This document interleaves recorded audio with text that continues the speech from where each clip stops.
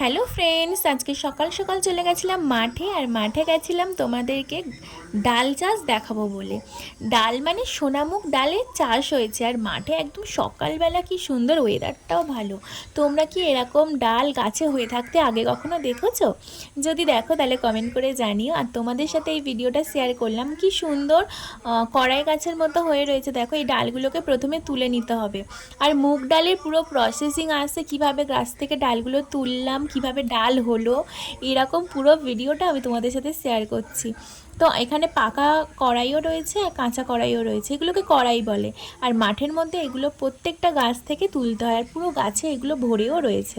সোনামুগ ডাল খেতে কিন্তু ভালোই লাগে, যেটাকে মুগ ডাল বলা হয় আর কি। আর এর টেস্টও দারুণ।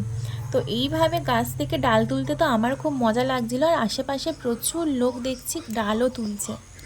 আমি ডালগুলো তুলে নিচ্ছি। আর নেক্সট পার্টে আসছে এই ডালগুলোতে কিভাবে কড়াই আছে সেই ভিডিও দেখাবো। প্লিজ ফলো করে রেখো। টাটা।